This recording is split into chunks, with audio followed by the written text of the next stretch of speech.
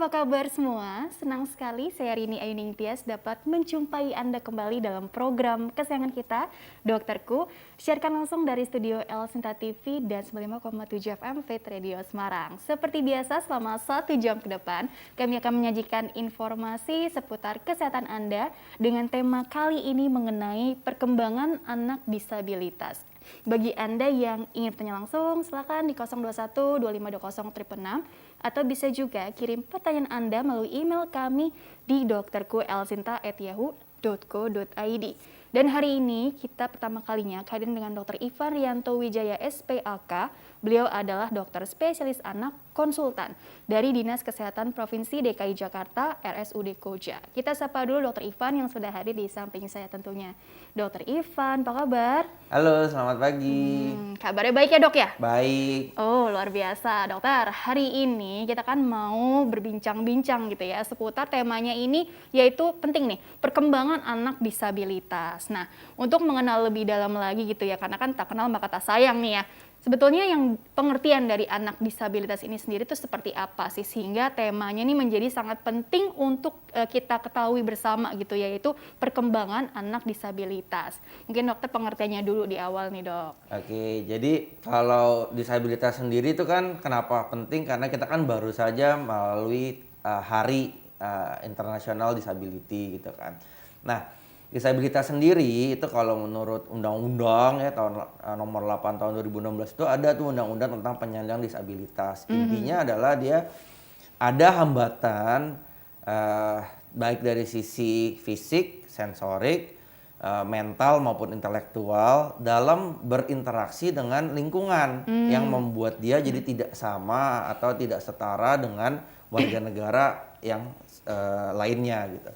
Jadi sebenarnya kriteria besarnya disabilitas itu sebetulnya. Kan ada definisi dari undang-undang gitu ya dok ya. Terus kemudian nih benar ya dok ya, tadi di awal-awal Desember tuh perayaan ya dok ya, Iya, Hari Disabilitas. Bahkan internasional ya dok ya? internasional, Gitu ya. Artinya ini semakin untuk meningkatkan awareness kita semua nih, khususnya masyarakat awam gitu ya dok ya. Nah tadi kan ada bilang pemenuhan hak gitu ya dok ya. Jadi kan memang harus diperhatikan gitu ya, agar tadi perkembangan anak disabilitas ini bisa menjadi optimal gitu ya dok ya. Nah itu kan tadi pengertiannya seperti itu, jadi ada keterbatasan gitu ya dok ya. Namun kalau dipikir-pikir gitu ya, bentuk-bentuk dari atau apa ya dok ya, ragam atau apa nih istilahnya, bentuk-bentuk disabilitas ini sendiri kan ada beragam tadi ya dok ya. betul. Jadi apa saja sih yang mungkin bisa dokter kasih tahu nih ke kita semua biar kita jadi makin paham. Ya, jadi betul. Tadi kategorinya tadi sebenarnya kalau dari yang undang-undang tadi yang dibagi adalah sensorik, fisik, mental dan intelektual. Kami sendiri, saya sebagai dokter neurologi anak, kami seringkali tidak mengkategorikannya begitu, tapi yang kami kategorikan adalah berdasarkan diagnosis. Yang fisik misalnya yang paling sering mungkin kelainan bawaan, misalnya fokomelia itu dia nggak punya tangan memang terlahir gitu kan, itu kan salah satu bentuk disabilitas fisik. Terus yang banyak adalah palsi cerebral itu adalah gangguan yang terjadi di sistem saraf pusat sebetulnya, jadi di bagian otaknya yang mengakibatkan anaknya tidak bisa berkembang secara optimal, terutama kemampuan motornya. Nah, yang lain adalah tentunya tadi yang sensorik. Sensorik itu apa? Kita tahu lah indera sensorik kita yang paling terkenal kan panca indera. Jadi yang paling sering tidak bisa melihat atau gangguan penglihatan, terus gangguan pendengaran ya. Nah, itu merupakan salah satu bentuk lain. Nah, yang lain yang tidak kalah penting tadi intelektual dan mental. Intelektual tentunya disabilitas intelektual, hal itu kita biasanya bisa lihat dari nanti IQ-nya ya. Nah, itu kan terkait dengan disabilitas intelektual. Nah, untuk yang mental itu kami punya namanya neurodevelopmental disorder. Itu adanya di DSM-5 ya, buku kriteria diagnosis itu banyak, salah satunya gangguan perkembangan menyeluruh, terus disabilitas intelektual tadi, terus ada autism misalnya, ADHD, terus gangguan bahasa ya, terus gangguan motor kayak tic, kayak Tourette. Nah, itu merupakan gangguan-gangguan yang ada di neurodevelopmental disorder sebagian dari yang ada di situ. Jadi luas ya dok ya. Jadi luas sebetulnya, betul. Tapi kalau ditanya paling banyak atau mungkin bukan paling banyak sih ya dok ya, apa sih kejadian gitu ya dok ya, prevalensi gitu ya, katanya itu meningkat gitu ya dok ya. Apakah benar seperti itu gitu ya? Dan mengapa demikian dok? Itu menurut pandangan dokter pribadi gitu, apa sih yang bisa menyebabkan justru malah tadi ya makin naik gitu ya dok ya, padahal kan harusnya dengan kebanyaknya informasi gitu kan yang bisa diakses belakangan ini ya kan, teknologi makin canggih, harusnya kan kesadaran tadi makin kesini ya makin bagus ya, terutama orang tua pada saat mungkin menemukan sejak awal gitu ya dok ya tanda-tandanya pada anak-anak kita itu. Bagaimana tuh dokter? Nah betul sekali tuh, jadi gini, angkanya memang lucu, jadi dia memang makin lama makin meningkat dan meningkatnya sangat pesat. Kalau dari data di Indonesia kita memang agak-agak susah selalu kalau udah urusan data di Indonesia. Di tahun 2018 itu ada survei, ada dua, satu Susenas 2018, satu lagi Riskesdas. Itu hasilnya juga berbeda. Di Susenas itu sekitar 0,98% kalau di anak, kalau di Riskesdas itu sekitar 3,3% kalau di anak. Nah itu beda sekali dengan angka dunia di anak itu sekitar 5,1, bahkan rata-ratanya sekitar 15,4%. Gitu. Jadi angkanya agak berbeda dengan di Indonesia. Nah, yang lain adalah angkanya kok meningkat, betul dia meningkat sekali. Yang paling terkenal peningkatannya adalah autism sebetulnya. Autism ya. Jadi autism spectrum disorder itu sekarang ini udah di angka 1 dari 68 anak ada autismnya. Nah, kenapa sih meningkat? Tadi kalau autism dia meningkat salah satunya tadi karena yang Mbak bilang kenapa kan masyarakat udah mulai lebih mengenal. Justru ketika masyarakat mulai mengenal, case findingnya jadi bagus, jadi penemuan kasusnya jadi bagus. Ketika penemuan kasusnya bagus, angkanya akan meningkat. Kedua, kriteria diagnosis pun orang semakin tahu dan semakin sadar. Nah kan tuh zaman dulu kan ngetren kalau ada keterlambatan diemin aja atau kita tungguin aja. Waduh. Nanti juga bisa sendiri kan. Wait and see gitu ya dok. Wait and see. Yang paling sering bahkan bukan wait and see-nya, wait aja nggak usah di-see. Ya jadi seringkali masalahnya itu gitu. Nah ketika kita wait aja kadang-kadang dia membaik sendiri, tapi banyak juga yang tidak membaik. Nah, dan yang seperti itu, jadi kita sekarang ini menganut sebetulnya kalau ada keterlambatan, jangan wait and see, tapi kita perlu intervensi. Gitu ya, jadi ditemukan lebih awal, intervensinya juga lebih dini. Intervensinya lebih dini, nah ketika intervensi, jadi karena ditemukannya lebih awal, sehingga kasusnya lebih banyak. Yang lain sebenarnya perkembangan dari ilmu pengetahuan teknologi, terutama di bidang kesehatan juga gitu. Jadi yang paling gampang adalah angka bayi berat lahir rendah dan prematuritas. Nah, itu kan sekarang gencar tuh di Dinas Kesehatan, Kemenkes untuk menurunkan angka kematian bayi. Artinya ketika itu dilakukan, tenaga kesehatan, masyarakat semua jadi lebih jago buat mengatasi angka kematian bayi. Asik, lebih jago gitu. Nah, ketika dia angka kematian bayinya turun, tapi kan angka prematuritasnya tetap tinggi, angka bayi berat lahir rendahnya tetap tinggi. Lahir rendah gitu ya. Nah, mereka itulah yang beresiko tinggi untuk mengalami gangguan perkembangan di kemudian hari, termasuk tadi palsi cerebral ataupun autism juga termasuk atau gangguan neurodevelopmental lain lah. Nah, itu mereka memiliki resiko yang jauh lebih tinggi. Sehingga ketika angka harapan hidupnya meningkat, survivornya meningkat, nantinya kita mungkin akan harus berpikir juga atau berkutat juga dengan kualitasnya kita harapkan juga meningkat. Betul. Ya, jadi sekarang kan angka kematian bayi, angka kematian ibu artinya mostly adalah survivor aja, kesintasan aja. Tapi sintasnya seperti apa, luarannya seperti apa, itu kita nantinya akan harus lebih perhatikan setelah next step-nya lah gitu, itu kita harus lebih perhatikan. Jadi kualitasnya tadi ya dok ya, kualitas kehidupan si anaknya juga seperti apa gitu ya. Apalagi tadi kan mungkin kalau anak kan ada golden period lah istilahnya seperti itu ya dok ya. Jadi jangan sampai tadi wait aja gitu ya, nggak taunya, terlambat gitu ya dok ya. Udah ternyata ya telat gitu ya dok ya. Jadi sebetulnya ya dok ya tadi kan bicara tadi alhamdulillah ya dengan kesadarannya semakin meningkat, jadi kan kasusnya makin banyak karena tadi makin banyak yang ditemukan ya dok ya. Terus kemudian juga, tapi tadi yang masalah-masalah seperti bayi lahir prematur, berat badan lahir rendah, atau masalah-masalah lain seperti kan sekarang nutrisi gitu ya dok ya, itu sering dikait-kaitkan juga ke faktor resiko gitu ya dok ya. Bagaimana dengan poin-poin tersebut dokter? Oke, yang menarik memang nutrisi. Jadi nutrisi itu kita lagi hebat juga tuh. Negara kita, pemerintah kita berkutat dengan stunting. Stunting. Stunting itu kan adalah gampangnya pendek karena faktor lingkungan, terutama malnutrisi atau infeksi gitu. Ya.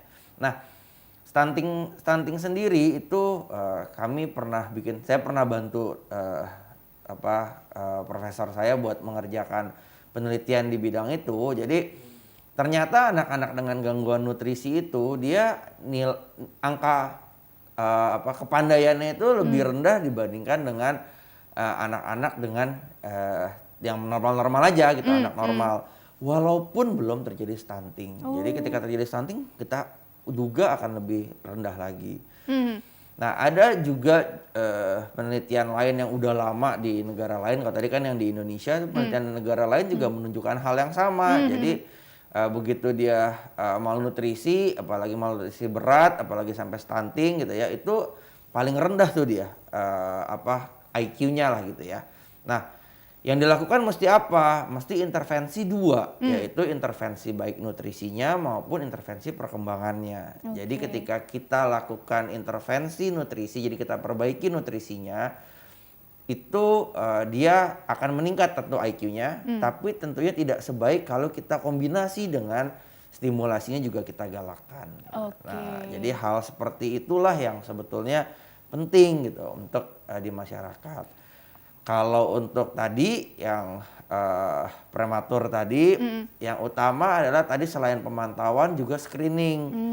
Screening apa sih? Screening yang udah ngetren adalah ROP atau Retinopathy of Prematurity. Jadi itu kan untuk mencegah atau mengurangi resiko kebutaan pada bayi-bayi yang berat lahirnya rendah atau bayi prematur. Nah, screening pendengaran juga udah kita harapkan universal.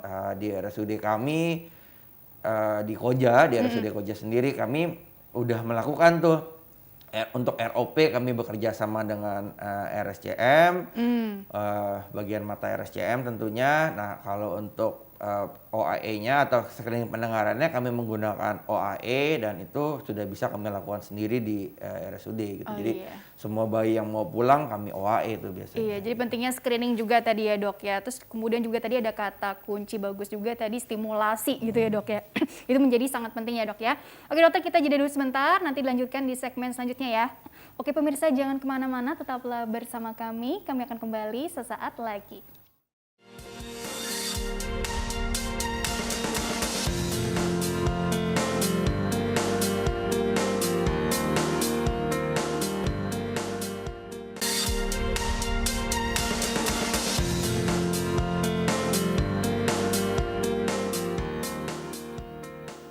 Ya pemirsa, terima kasih Anda masih bersama kami di program Dokterku. Masih bersama dengan Dr. Ivan Rianto Wijaya SPAK. Beliau adalah dokter spesialis anak konsultan dari Dinas Kesehatan Provinsi DKI Jakarta, RSUD Koja, untuk masih membahas mengenai perkembangan anak disabilitas. Bagi Anda yang ingin tanya langsung, silakan di 021 2520 666 atau bisa melalui email di dokterku.elsinta@yahoo.co.id. Dan Dr. Ivan lanjutkan kembali ya dok ya.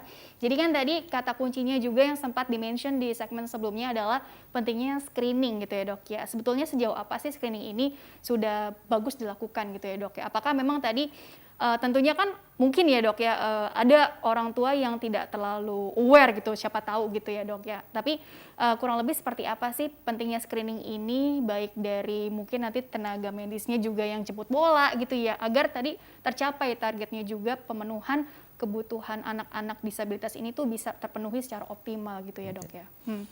Ya, betul sekali. Jadi memang yang di anak-anak ini yang paling penting sebetulnya yang utama kan 3 sebetulnya.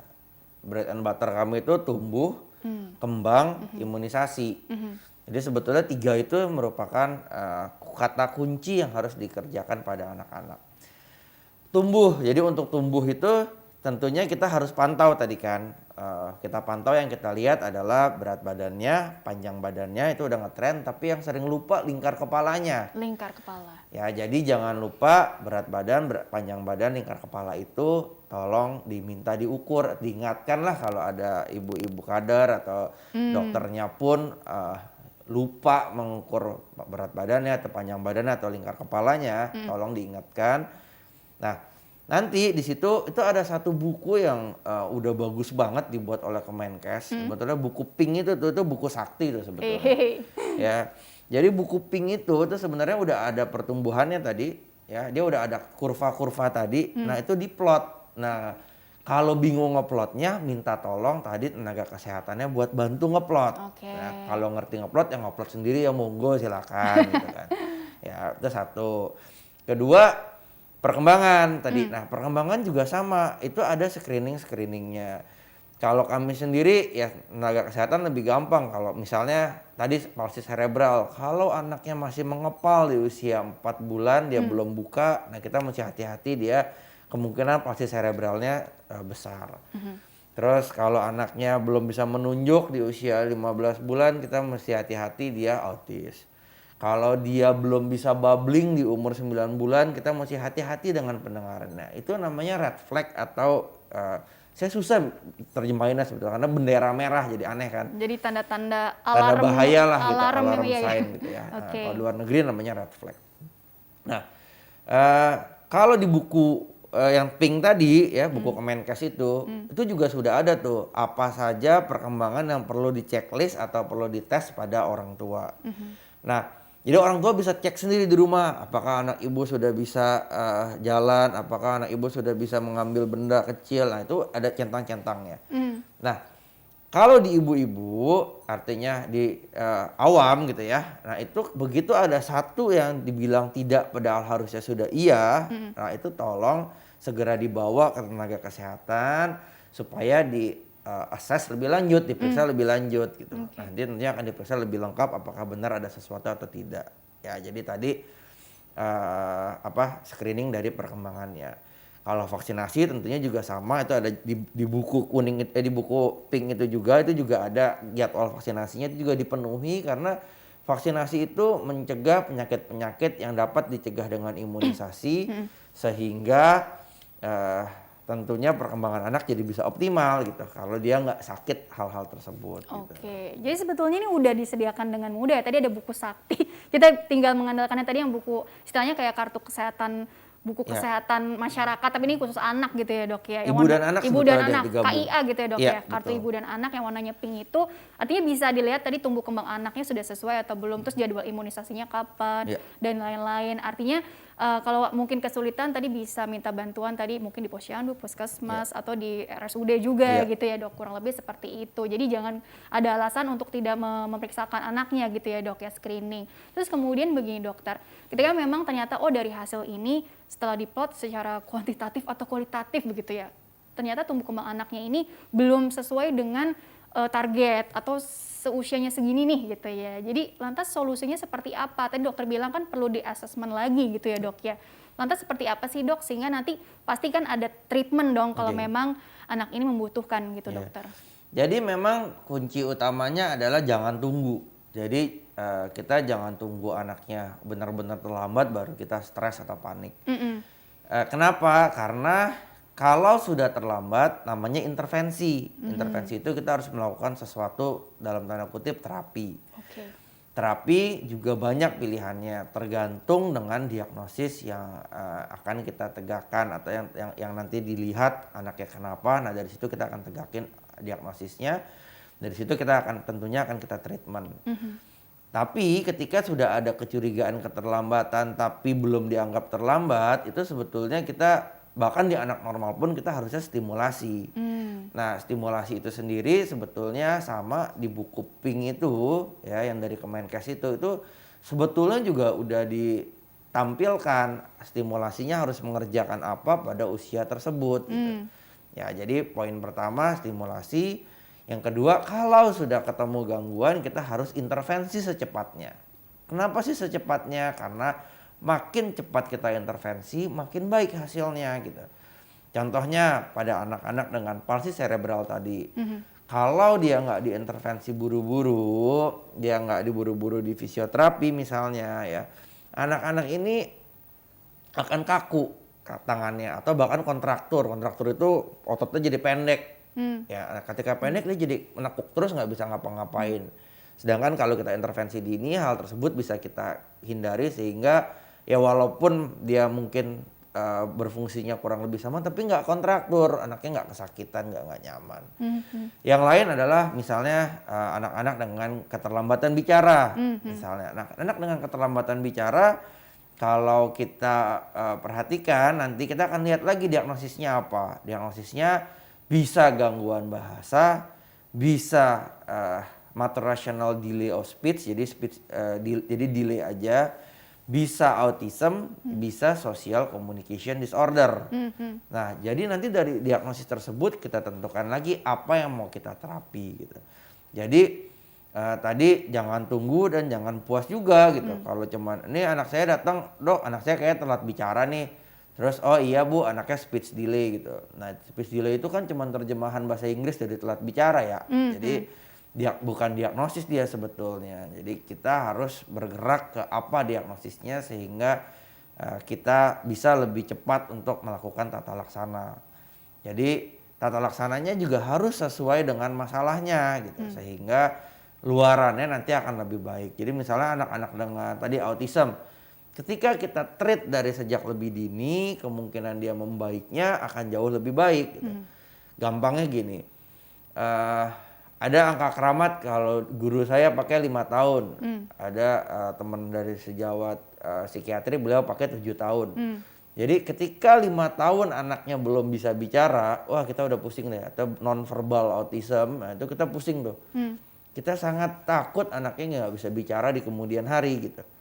Nah, jadi gimana? Jadi sebelum usia 5 tahun kita mesti terapi mati-matian gitu. Terapinya juga berikut. Jadi terapi yang dilakukan sensori integrasi, terapi yang dilakukan oleh teman-teman dari okupasi tadi kan, sensori integrasi itu, terapi perilaku atau behavior ya, atau sebagian lagi mungkin perlu juga terapi bicara gitu. Kurang lebih seperti itu ya. Jadi sebenarnya ini kita bicara juga peran tadi RSUD, kemudian juga puskesmas, lintas sektor begitu ya dok ya, mungkin dari dinas sosial dan lain-lain gitu ya. Karena kan untuk tadi kan perkembangan anak-anak disabilitas khususnya kan tentunya butuh apa ya dok ya, ada tenaga ahli juga, kemudian juga fasilitas yang ramah untuk anak-anak disabilitas juga. Kemudian bagaimana anak ini bisa tumbuh secara mandiri, terpenuhi kebutuhannya untuk kebutuhan sehari-hari, secara sosial juga gitu. Ini bagaimana dokter? Artinya kita butuh kerjasama dari berbagai pihak, khususnya juga merangkul orang tuanya pastinya ya dok ya. Nah ini memang yang menarik. Yang pertama adalah di RSUD sendiri, di tenaga kesehatan sendiri kita harusnya punya sistem yang integrated yang cukup baik sehingga kita bisa mengatasi anak-anak dengan gangguan perkembangan yang awal tadi. Kan udah di screening cepat-cepat, kalau nggak bisa ditata laksana kan pusing juga buat apa di screening gitu kan. Nah jadi itu peran utamanya sebetulnya, peran utama dari RSUD. Nah tapi betul kita harus lintas sektoral. Kenapa? Karena satu, alat bantu, gampangnya contohnya yang sensorik deh, alat bantu dengar. Nah, yang menyediakan alat bantu dengar bukan hanya dari dinas kesehatan, tapi juga ada dari dinas sosial misalnya gitu ya. Ada dari kementerian lain mungkin gitu. Nah, itu harusnya terintegrated sehingga teman-teman di dinas kesehatannya tahu, oh ini lagi ada program loh, jadi kita bisa menggerakkan ke sono. Itu buat yang atau mungkin ada terjadwal dibuat sekian lama sekali. Nah itu saya rasa integratednya belum tuh. Jadi masing-masing dinas atau masing-masing kementerian bikin sendiri program tapi belum saling ngobrol. Jadi mereka nyari sendiri subjeknya siapa gitu. Sedangkan kita di RSUD juga cukup banyak sebetulnya subjek yang bisa diberikan bantuan. Yang lain lintas sektoral lain adalah tadi, kan dia berjenjang tuh. Jadi yang masih kecil-kecil kan dia masuk di RSUD lah gitu. Ketika dia sudah cukup baik, tentunya kan dia harus bisa kita lepas ke masyarakat. Nah, proses melepas ke masyarakatnya itu tentunya kita nggak bisa sendiri karena teman-teman RSUD tidak punya, menurut saya sebagian besar tidak punya kemampuan buat menjembatani lah antara yang udah ada di sini dengan yang di sini. Jadi dari mana? Jadi dari sini satu pasti ke dinas pendidikan. Jadi apakah tadi dia perlu masuk ke SLB atau ke sekolah inklusi, ya itu harus dipertimbangkan dari situ. Dari situ baru masuk ke sekolah. Atau yang sudah terlanjur datang dengan cukup besar gitu ya. Nah itu juga mungkin perlu ke dinas sosial misalnya untuk program-program vokasi yang mereka punya gitu. Nah akses yang terintegrasi tersebut jadi dari hulu ke hilir itu dari awal sampai dia nanti bisa berfungsi di masyarakat itu kan melibatkan berbagai kementerian atau berbagai dinas lah gitu ya. Nah itu harusnya semua integrated sehingga bisa berjalan dengan baik. Nah, yang ketiga adalah tadi peran penting RSUD selain dari yang menyediakan layanan, kita juga harus membuat RSUD yang ramah dengan penyandang disabilitas. Tadi penyandang disabilitas itu kita mesti ingat bukan hanya anak-anak tapi juga ada dewasa. Jadi bagaimana penyandang disabilitas yang dewasa atau maupun yang anak maupun yang dewasa maksudnya itu bisa menjangkau ke RSUD tersebut. Baik akses gitu maupun akses di dalamnya pun gitu. Jadi dari luar ke dalam, di dalam ke masing-masing layanan. Yang terakhir adalah orang tua memang. Ini sangat sulit memang. Orang tua itu harus diberikan pengetahuan yang cukup mengenai gangguan anaknya. Nah, sayangnya saya melihat dua tipe orang tua. Kalau di praktek swasta saya akan melihat orang tua yang sangat takut dengan perkembangan anaknya. Mereka udah berpikir 1000 langkah ke depan. Baik nggak? Ya kadang-kadang nggak baik juga karena sibuk mikirin yang nanti anak saya bisa sekolah apa enggak, nanti anak saya bisa nikah apa enggak gitu. Padahal anaknya masih umur 1-2 tahun gitu. Artinya jauh ke depan. Tapi mereka jadi pengen tahu walaupun jadi penuh kekhawatiran. Kalau di yang menengah ke bawah gitu ya, mereka akan lebih banyak buat berpikir mengenai apa yang bisa dikerjain. Ada obatnya apa enggak dan mereka banyak nggak semua tentunya ya, banyak yang juga ya udah asal tahu aja oke selesai. Sedangkan anak-anak dengan gangguan perkembangan ini tidak bisa berdiri sendiri. Dia harus atau sangat membutuhkan bantuan dari lingkungan termasuk orang tuanya untuk bisa nantinya berkembang atau berfungsi secara optimal. Lingkungan yang mendukung ya dok ya. Tadi pemenuhan asa-asi asuh dari keluarga, dari pendamping, dari lingkungan, dari komunitas gitu ya dok. Ini akan sangat berpengaruh yang cukup signifikan ya dok ya terhadap perkembangan anak disabilitas gitu ya. Oke dokter, kita jeda dulu sebentar, nanti dilanjutkan di segmen selanjutnya. Akan ada pertanyaan-pertanyaan dari pemirsa yang bisa dokter tanggapi satu persatu ya. Oke pemirsa, jangan kemana-mana, tetaplah bersama kami. Kami akan kembali setelah pesan-pesan berikut ini.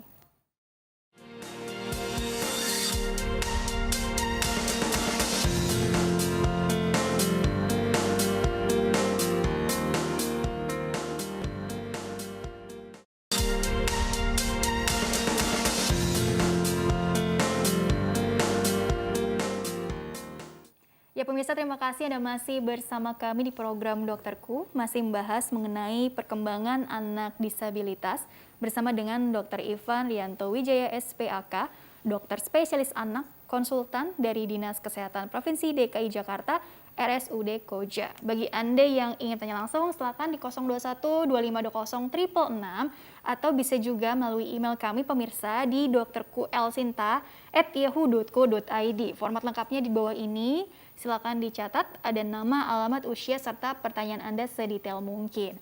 Baiklah, ini ada pertanyaan yang masuk dari Bapak Didik Hendrawan atau Mas Didik. Oke, perkenalkan nama saya Didik Hendrawan. Asal pendidikan Poltekkes Kemenkes Surakarta, jurusan terapi wicara. Saya izin bertanya, apakah saat ini RSUD Koja membuka lowongan pekerjaan di bagian terapi wicara? Terima kasih. Nah mungkin ini kita lihatnya dari ini ya dok ya, kontribusi masyarakat gitu ya. Ketika katakanlah ada seseorang yang punya skill memang untuk membantu anak-anak dengan kebutuhan khusus, anak-anak disabilitas untuk terapi wicara. Ya kenapa enggak gitu ya dok ya. Jadi harus nyemplung lah ibaratnya ke wadah yang tepat. Bagaimana sih dok mungkin tanggapan dari dokter, kemudian juga peran serta masyarakat juga terkait dengan hal seperti ini. Silakan dokter. Oke, jadi terima kasih Mas Didik. Kalau untuk lowongan pekerjaannya persisnya mendingan tanya ke bagian di RSUD Koja, saya kurang pintar. Tapi kalau butuh apa enggak, Jawabannya pasti kita butuh sebanyak-banyaknya lah. Tapi masalah ada lowongan apa nggak pinter saya.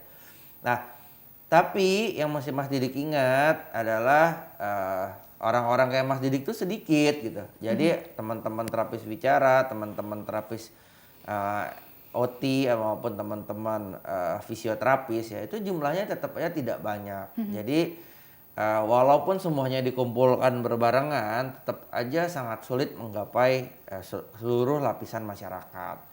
Jadi tetap harus berkreasi, harus tetap memanfaatkan ilmunya untuk kemajuan masyarakat yang ada di sekelilingnya gitu. Nah, kalau kerjanya di RSUD, ya artinya kita kan untuk wilayah di RSUD tersebut.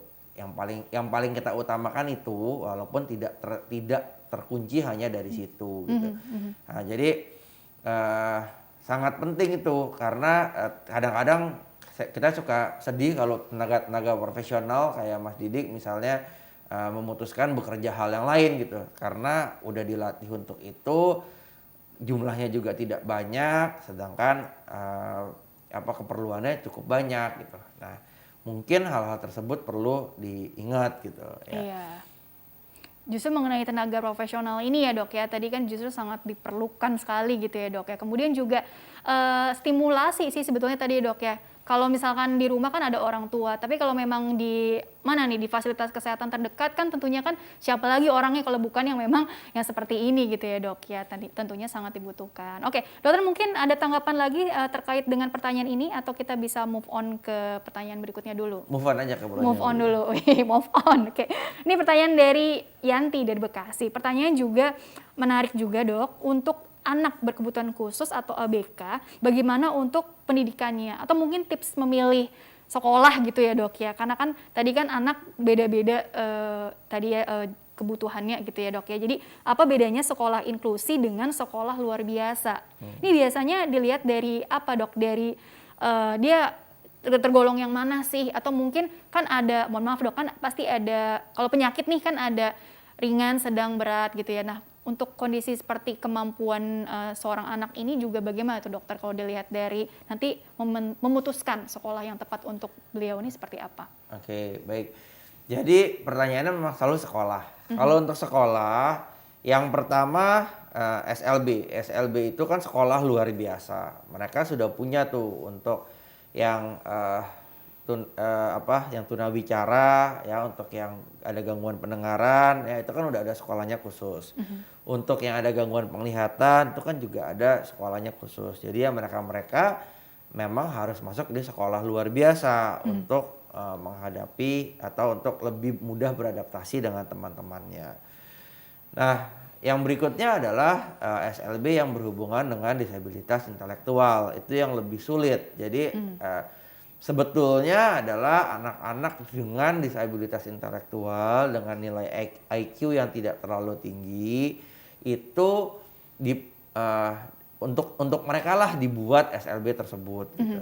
Nah, sebaliknya sekolah inklusi adalah lebih diperuntukkan buat anak-anak yang IQ-nya borderline atau mepet-mepet lah gitu. Dibatas gitu ya? Dibatas. Atau anak-anak yang IQ-nya baik, tapi ada gangguan neurodevelopmental lain. Oh, iya. Misalnya adalah autism.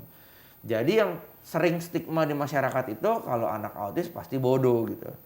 Nah itu kami nggak terlalu setuju dengan itu. Menurut kami anak autis itu saat ini itu ada yang pintar, ada yang bodoh, ada yang sedang-sedang saja gitu. Jadi persis sama kayak anak-anak normal. Ada yang rezekinya pintar atau IQ-nya besar, ada yang resikonya IQ-nya kurang, ada yang IQ-nya kebanyakan 95% dari rata-rata. Nah anak-anak dengan IQ yang baik tadi ya itu kalau tingkat autismnya tidak terlalu tinggi, biasanya sih mereka tingkat autismnya kalau diterapi dengan baik di usia 5-6 tahun atau di usia sekolah, umumnya level autismnya tidak akan terlalu tinggi umumnya. Nah, kalau mereka-mereka lah yang akan kita masukkan ke sekolah inklusi. Jadi sekolah inklusi itu kan sebetulnya sekolah biasa dengan tambahan program khusus, kira-kira kan gitu. Nah, Kalau yang anak-anak dengan neurodevelopmental lain termasuk autism atau ADHD yang IQ-nya di bawah rata-rata atau yang kita bilang mengalami disabilitas intelektual, nah mereka lah yang mungkin sebaiknya bersekolah di SLB tadi gitu. Intinya seperti itu ya jawabannya untuk Ibu atau Mbak Yanti gitu ya. Jadi memang tadi bisa dicari tahu dulu ya apa ya intelektualitasnya itu ya Dok ya, IQ-nya ini bagaimana, kemudian juga tadi dilihat dari kebutuhannya nih seperti apa gitu ya Dok ya. Jadi Ya, evaluasinya betul. itu seperti itu gitu ya Dok ya. Dok, mengenai kunci sukses pendidikan untuk anak-anak berkebutuhan khusus atau anak disabilitas. Tadi kan memang harus ditempatkan di wadah yang sesuai gitu ya, sesuai dengan potensinya gitu ya Dok ya. Bagaimana sih, karena setiap anak tadi kan dilahirkan unik dengan kepintaran atau keterampilannya masing-masing. Kalau orang tua atau tenaga ahli di sekitarnya tidak pandai melihatnya, sayang gitu ya Dok ya. Karena tadi kan dokter bilang kan ada yang mungkin dia bakat di seni atau apa. Jadi secara emosional dia bisa tersalurkan juga ke hal-hal yang positif gitu loh. Jadi bagaimana sih Dok biasanya edukasi ke keluarga ataupun mungkin ke anaknya sendiri. Dokter sebagai spesialis anak tuh bagaimana biasanya Jadi menambahkan? jadi sebetulnya gini, anak-anak itu kan tadi sesuai kata Mbak Rini dia unik. Jadi semua anak itu punya kemampuan masing-masing untuk berkembang, punya hobinya masing-masing, Iya. punya kesenangan di bidang masing-masing. Artinya kalau kalau semuanya jadi penyiar, siapa yang jadi dokter? Ya kan? Sebaliknya kalau semua jadi dokter, siapa yang jadi penyiar gitu. Jadi masing-masing punya talentnya, punya hobinya sendiri-sendiri gitu. Ada yang talentnya misalnya dibikin mobil, ya ada yang talentnya mungkin bikin obat, ya. Nah, hal-hal seperti itu yang kita mesti ingat. Nah, hal ini tidak terkunci hanya pada anak-anak yang dalam tanda kutip tidak mengalami disabilitas gitu. Tapi anak-anak yang mengalami disabilitas pun punya hal yang sama. Nah, untuk masalah unik-unik ini gitu, yang paling khas itu sebetulnya anak-anak dengan autism spectrum disorder. Anak-anak dengan autism spectrum disorder ini dia kesannya akan gak fokus katanya, tapi sebetulnya dia tidak fokus pada hal-hal yang dia tidak suka. Oke. Kalau hal yang dia suka, dia bisa fokus sekali, bahkan berkutat lebih hebat daripada orang lain gitu. Jadi, nah saat itu kita akan senang gitu melihat anak-anak tersebut. Jadi misalnya gimana? Misalnya gini, ada anak yang anak dengan autism yang senang sekali coding. Dia senang sekali di depan komputer, nggak berhenti-berhenti, nggak keluar-keluar gitu ya. Dia bikin komputer, dia bikin program hebat, bahkan bisa jadi hacker segala macam. Tapi kalau anak tersebut karena ibunya seorang penyiar dan dipaksa jadi penyiar, nah hidup dia stres kan, hidup dia rusak kan. Nah itu hal-hal tersebut yang jadi problem, gitu, jadi masalah. Nah, kenapa di autism dia penting? Karena di autism itu masalahnya adalah ada satu poin namanya minat yang terbatas. Ketika dia punya minat yang terbatas tadi dan kita tidak berhasil mengenali minatnya, saat itulah dia jadi masalah gitu. Kalau istilah guru saya itu kalau autism yang baik ya namanya, kalau sebelum 2013 kita sebut Asperger. Itu jadi autism yang nggak terlalu kelihatan lah yang ada di masyarakat, itu semua akan baik-baik saja kalau semua orang mau ngertiin anak itu gitu. Nah sayangnya kan dunia nggak seindah itu gitu. Iya. Anak yang demen math dipaksa jadi dokter, hidupnya sengsara juga.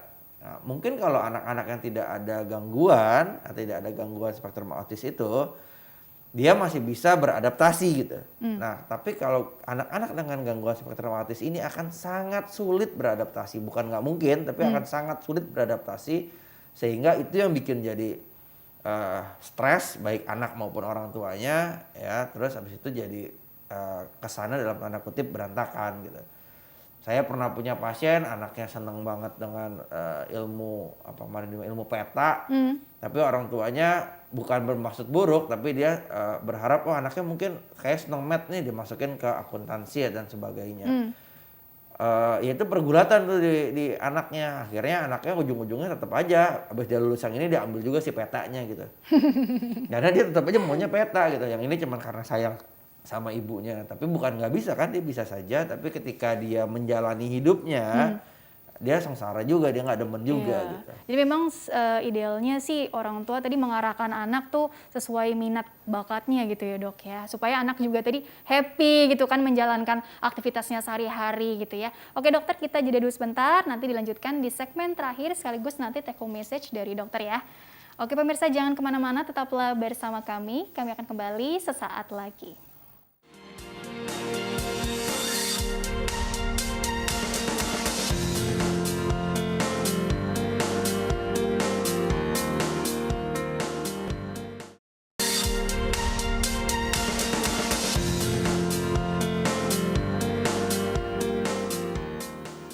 Ya pemirsa, terima kasih Anda masih bersama kami di program Dokterku, masih bersama dengan Dr. Ivan Rianto Wijaya SPAK, dokter spesialis anak konsultan dari Dinas Kesehatan Provinsi DKI Jakarta, RSUD Koja, untuk masih membahas mengenai perkembangan anak disabilitas. Dr. Ivan, di segmen terakhir sebelum ke take home message-nya gitu ya. Jadi memang nih kita lanjutkan kembali dulu diskusinya ya dok ya, terkait dengan tadi kan kita targetnya gitu ya, si anak-anak yang memang ini penyandang disabilitas ini tuh bisa tumbuh, bisa berkembang dengan optimal sesuai dengan minat bakatnya, kemudian alhamdulillah bisa mandiri nantinya, kemudian juga bisa diterima di lingkungan gitu ya, bisa intinya bisa produktif juga gitu ya dok ya. Nah namun kan kadang nggak semulus itu gitu ya dok ya, terkait dengan stigma atau mohon maaf diskriminasi itu kan masih ada aja gitu ya dok ya. Bagaimana menurut pandangan dokter juga terkait dengan stigma dan diskriminasi ini, dan bagaimana peran kita semua terutama masyarakat untuk meminimalisir hal tersebut dokter? Ya, jadi memang masalah stigma ini memang sangat susah ya. Tapi kita termasuk di dalamnya pemerintah itu sudah berusaha untuk mengurangi stigma tersebut. Jadi di masyarakat gampangnya salah satunya gini. Salah satunya kita merubah dengan istilah tadi penyandang disabilitas atau difabel gitu ya. Dari sebelumnya istilahnya cacat. Kenapa? Karena cacat itu kan kesannya negatif, kesannya dalam tanda kutip buruk. Jadi kita mencoba menggantikan kata cacat tersebut dengan disabilitas atau difabel gitu misalnya. Yang lain adalah kita mengedukasi masyarakat untuk mengurangi penggunaan jargon-jargon terkait diagnosis. Yang paling sering tuh, yang paling sering tertegur adalah yang autism gitu kan. Jadi kan sering-sering kalau kita ketemu dulu ya, kalau kita ketemu anak-anak yang atau teman-teman kita yang diem aja gitu ya, Sibuk sama gadgetnya misalnya. kita bilang autis gitu kan. Nah itu kan saat ini kita sudah tidak sarankan lagi, karena hal tersebut akan membuat stigma buruk bagi teman-teman yang memang mengalami disabilitas tersebut gitu. Ya jadi sama kayak tuli budak gitu. Nah, kita juga coba menghindari itu gitu. Nah, sehingga kita harapkan stigma di masyarakat akan bisa berkurang. Selain itu tentunya tadi saya bilang sebenarnya teman-teman ini bisa berfungsi dengan sesuai dengan keahliannya gitu. Sesuai dengan kemampuannya. Nah ini juga teman-teman dari Kementerian Sosial, seingat saya, dan Dinas Sosial juga udah buat tuh sebetulnya program-program vokasi itu di Jakarta Timur, seingat saya itu balai vokasinya ya. Itu mereka juga membuat untuk anak-anak, bukan anak-anak ya, jadi remaja lah ya, yang atau bahkan orang dewasa yang mau bekerja, itu juga disiapkan vokasinya. Jadi vokasi itu artinya langsung menuju apa yang mau dia kerjakan. Nah, juga ada peraturan perundang-undangan yang mewajibkan sebetulnya untuk perusahaan swasta maupun BUMN dan BUMD untuk ada minimal sekian persen dari karyawannya diharapkan adalah karyawan yang penyandang disabilitas. Sehingga diharapkan serapan tenaga kerja juga akan lebih meningkat untuk teman-teman yang mengalami disabilitas tersebut. Jadi diberi ruang, diberi kesempatan gitu ya dok ya. Nah terus yang lain tentunya tadi ruang-ruang ramah dengan disabilitas. Misalnya ruang publik termasuk dalamnya rumah sakit. Kita harapin jangan atau at least ada yang tidak bertangga, jangan semuanya bertangga. Hal tersebut kan akan mempersulit teman-teman yang ada disabilitasnya gitu. Jadi hal-hal tersebut yang kita atau pemerintah coba buat untuk memberikan ruang dan kesempatan bagi teman-teman yang ada disabilitas tersebut. Iya, Gitu. tapi tadi bagus ya dok ya yang tadi yang vokasinya gitu ya dok ya. Jadi nih karyanya nampak jelas, kemudian tadi kerjanya, oh ya memang mau apa gitu ya dok ya. Jadi ada wadahnya, ada fasilitasnya gitu ya dok ya. Kurang lebih seperti itu. Nah itu kan tadi bagaimana juga dengan katakanlah yang dari keluarganya gitu kan. Sekali lagi nih perlu ditekankan tadi kan tipe orang tua juga beda-beda gitu ya dok ya. Jadi bagaimana sih sikap bijaknya lah gitu ya dok ya. Ketika memang memiliki anak dengan kebutuhan khusus atau penyandang disabilitas. Jadi jangan sampai anak jadi apa ya merasa nggak nyaman, tertekan karena orang tuanya juga misalnya. Jadi kan tadi kan tipe orang tua beda-beda bagaimana supaya tumbuh kembang anak nih bisa optimal, orang tuanya juga bisa menerimanya juga dengan kondisi yang lebih bijak lagi gitu. Jadi jawabannya sebenarnya gini. Jadi ada beberapa falsafah yang atau cara pandang yang bisa digunakan untuk melihat penyandang disabilitas ini. Yang ngetren terakhir adalah tentunya falsafah HAM atau kesetaraan. Yeah. Jadi falsafah HAM dan kesetaraan ini sangat berkembang di masyarakat sekarang ini dan sangat membantu teman-teman dengan penyandang disabilitas ini gitu. Cuman masalahnya banyak orang tua yang masih sering atau kadang-kadang melihat dengan falsafah moral sebelumnya. Falsafah moral itu rada nggak enak gitu. Falsafah moral itu pertanyaannya jadi gini. Kalau sering kita lihat ya, aduh saya salah apa sih? Saya dosa apa sih sampai punya anak seperti ini gitu. Nah, itu kan ya baik di film maupun di dunia nyata kita kadang-kadang mendengar atau melihat orang tuanya stres gara-gara hal tersebut. Baik dia merasa dia salah apa atau dia berbuat apa sehingga anak yang salah sehingga anaknya menjadi seperti itu gitu. Nah itu yang seringkali falsafah moral tadi yang seringkali membuat ibunya jadi down, jadi stres. Nah pesan saya sebetulnya satu, anggap anak-anak kita yang penyandang disabilitas ini sebagai satu rezeki. Bahwa kekurangan dia sebetulnya merupakan rezekinya kita yang udah dikasih dari yang di atas. Kenapa ya kita nggak bisa berharap semua yang dikasih dari yang di atas semua yang baik-baik saja kan gitu. Nah kebetulan rezeki kita ada cobaannya. Dua, tapi anak-anak penyandang disabilitas ini bukan kartu mati. Jadi jangan nggak diapa-apain, jangan dicuekin aja, tadi wait doang. Tapi jangan juga kita terlalu khawatir dengan masa depannya. Jangan lupa kita harus yang kalau bisa yang sedang-sedang saja. Jadi apa tuh dok? Kita nikmati tahapan perkembangan kecil yang dia raih gitu. Ya misalnya tadi dok anak saya ada gangguan perkembangan menyeluruh, tadinya nggak bisa duduk, sekarang umur 2 tahun udah bisa duduk nih dok. Telat kan? Iya, tapi jangan berfokus dengan telatnya terus nanti bisa dapat. Tapi wah, puji Tuhan ya, kita bersyukur ya bahwa anak ini udah bisa duduk loh sekarang.